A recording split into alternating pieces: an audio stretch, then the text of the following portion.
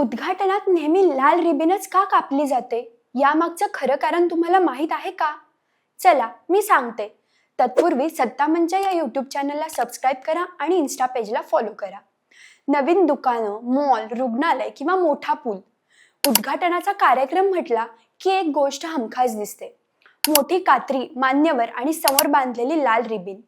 पण प्रश्न असा की इतर रंग नाही तर फक्त लाल रिबीनच का? रिबीन कापून उद्घाटन करण्याची परंपरा 19व्या शतकाच्या उत्तरार्ध अमेरिकेत सुरू झाल्याचं मानलं जातं. सुरुवातीला रेल्वे मार्ग आणि मोठ्या प्रकल्पांच्या उद्घाटनावेळी ही पद्धत वापरली गेली आणि नंतर ती जगभर पसरली.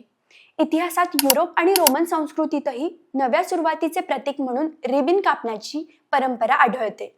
लाल रंग हा भारत, चीन आणि अनेक संस्कृतींमध्ये शुभ, यश, समृद्धी आणि सकारात्मक ऊर्जेचं प्रतीक मानले जाते.